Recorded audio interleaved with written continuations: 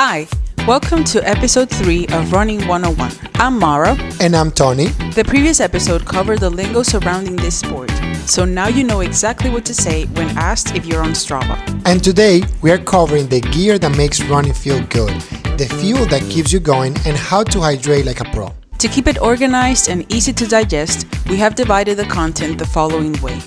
We'll cover shoes, clothes, and accessories for gear, options for fueling before, during, and after your run, and the basics for hydration.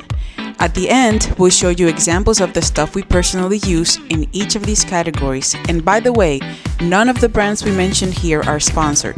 They are based on our genuine experience. Our goals are to teach you how to choose the right gear for comfort and injury prevention, to demystify any fueling doubts you may have, and to keep hydration simple while emphasizing its importance. Alright, without further ado, let's begin with gear. To set up for success, you need to invest in the right outfit for you. When we started running, we thought it would be fairly inexpensive to run. However, when you walk into a running store and you see more than a pair of sneakers, you are instantly captivated by moisture weekend singlets, shorts, body glides, cold sunglasses, running belts, vests, special socks, wireless earphones, fitness trackers, handheld bottles. Whoa, slow down there, cowboy. We mentioned all that is out there to say this. There are things you might want to splurge on as you move forward on the sport, but in reality, you need very little to start. If there is anything you should truly focus on is your shoes. It is hands down the most important piece of gear you need. Keep in mind the following details when choosing a pair. Make sure they fit properly. If possible, ask for a gait analysis at the store to select between a neutral versus a stability shoes. A good rule of thumb, if you have never had issues with your knees or feet, start with a neutral shoe. Choose the right type. If you are starting, get a good pair of daily trainers that will serve you in most scenarios, and worry about recovery or racing shoes later on. Go up half a size or even a full size because running can cause your feet to swell.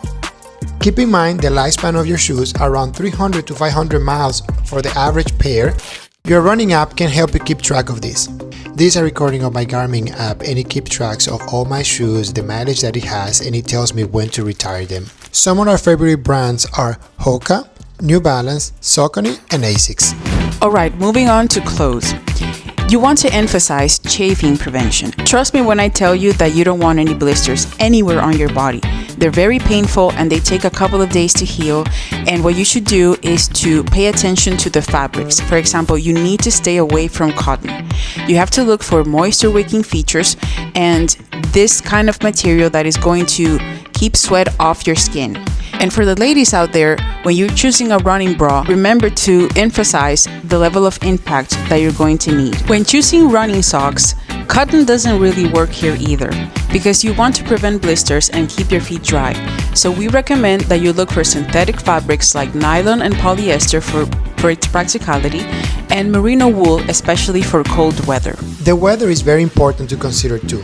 For warm temperatures, choose light and breathable. For cold days, always layer up. In really cold weather, like here in the Northeast, you may need a base layer to keep you dry, a mid layer to keep you warm, and a windbreaker as an outer layer to protect you from wind or rain. Based on our experience, some of the best brands are Chicken Legs, Rabbit, On, and All in Motion from Target. So we've covered shoes, we've covered clothes, and now we move on to accessories. You want a fitness tracker or some kind of GPS device that allows you to track your progress, and this is not only important to know how many miles you have ran, but also to keep you motivated when you look back at everything you've done. You also want sweat-resistant earphones, and there's a type out there that it's kind of like bone conducting that allows you to also hear traffic, so this is an extra bonus. And for running sunglasses, they allow you to squint less and they keep you focused while protecting your eyes.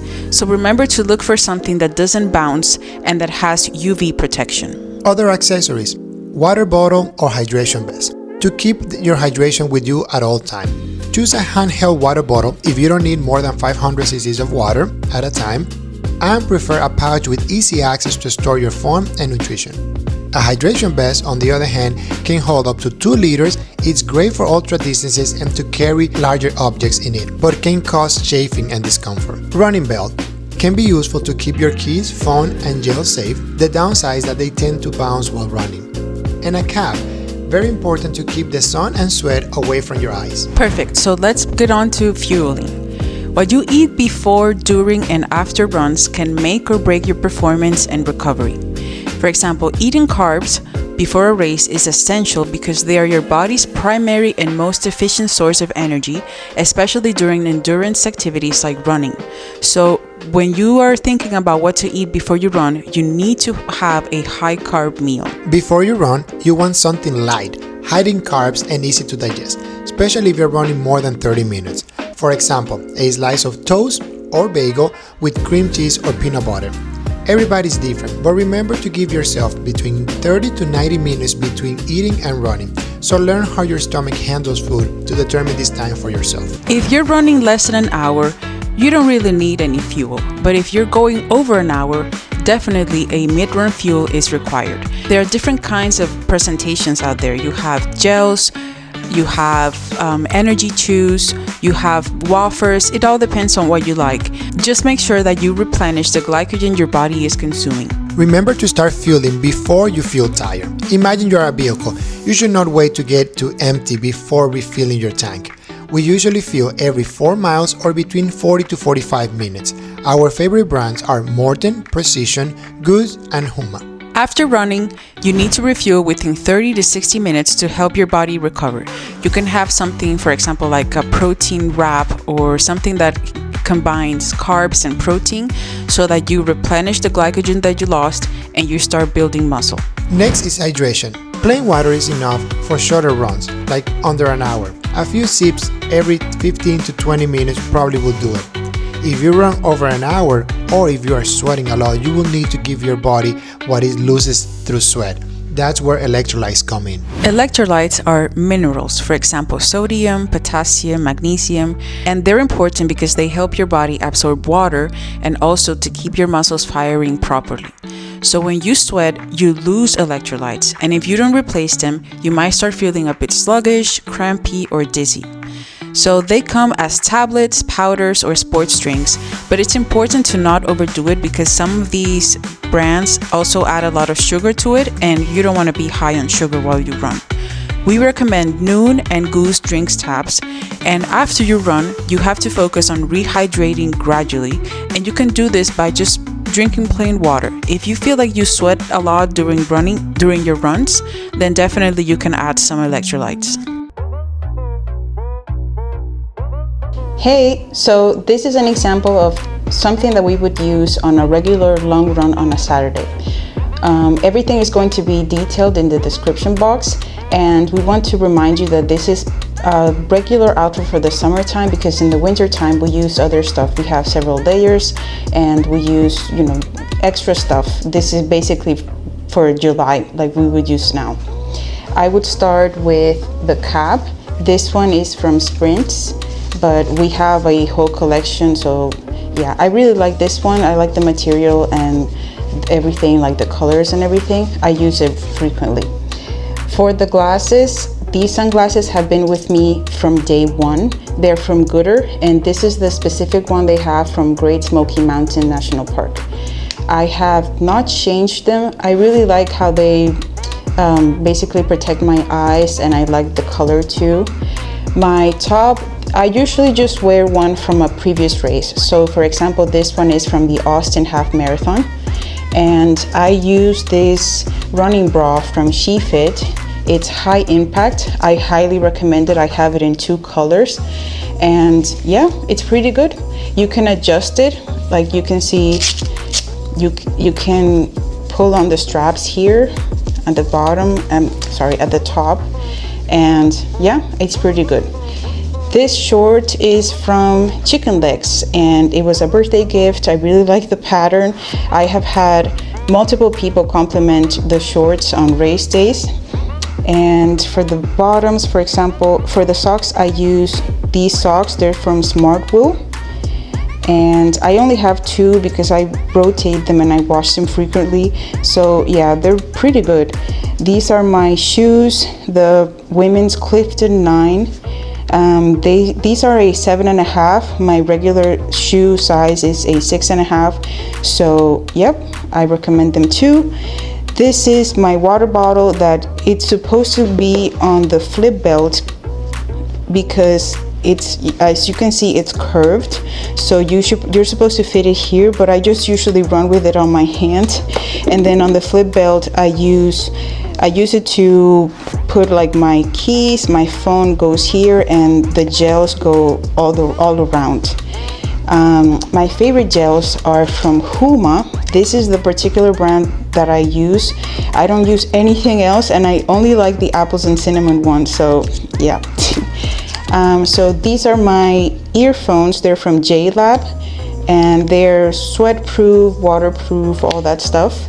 And Tony and I share the same Garmin. I have it in white, and I truly recommend it. This is the Forerunner 165. For the stuff that we share, this is a reflective, what do you call this? Like a vest that we use, for example, if we're running at night, just for safety. For anti-chafing, we use the Amazon Basics Petroleum Jelly. It's already like halfway there.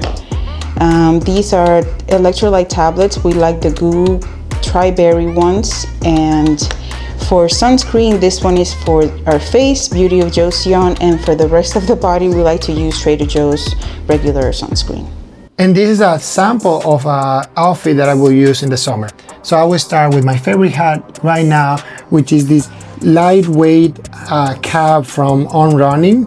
It's pretty lightweight and helps me keep sweat and sun out of my eyes, as I said before. Then I also always wear these Pro Gear sunglasses. They have my prescription, so they are like, they are custom made with my prescription, and I love it because otherwise I won't be able to see far in the distance while I'm running. And they are very good to stay on my face. They have some straps that I can attach here if I were to be jumping around too much to keep them secure. I run always with my AirPods. I think they're great. I guess I'll try to use bone conduction earphones at some point, but for now the AirPods are doing the job. For my outfit, this is a singlet from Chicken Legs. It's very lightweight, very soft. I think it's great. And these are the Chicken Legs half tights. I love them because they have two big pockets where I can fit 3 or 4 gels on each side. I don't use it to store my phone, and they prevent me from getting from chafing when I sweat a lot. So these are my go-to for the summer. I always run with my water bottle, handheld water bottle from Nathan. I love it because it fits very comfortably in your hand. You can fit this strap and secure it. And here is where I store my phone while I'm running. And sometimes I store some of my gels and my keys or other stuff here. Then these are my socks. These are, I guess, my preferred socks for running day. These are from Darn Tough, so these are merino wool socks. I guess they can be a bit hot for the summer, but in the winter and in almost all conditions, they're pretty good, very secure, and have never had blisters. These are my favorite shoes right now. So these are the ASICS Nova Super Blast 2. I have the Nova Blast for my base running, weekday runnings, and these are the ones that I use only for long runs, and the ones that I'm going to use during the Chicago Marathon. My watch, same as Mara, Forerunner 165 in black. The gels that I'm using now, so I switch between the Morton 100 non-caffeinated, I don't like the caffeinated one, and the Precision gel that I only use for the caffeine ones. The ones with caffeine don't taste as good regardless, but I prefer the Precision gel with the caffeine. And then lastly, my electrolytes. I always add these to my water bottle when I'm running, and these are the ultimate essential electrolytes. Some quick tips before ending the video. Never use or wear something for the first time on race day. Check the weather forecast before leaving your home to run. If you will be running in the dark, wear reflective gear. Study your course before race day to learn where aid stations will be with hydration offerings. Lastly, we give you with a recap screen with all the recommendations that we gave you during our video. Please feel free to take a screenshot of this screen.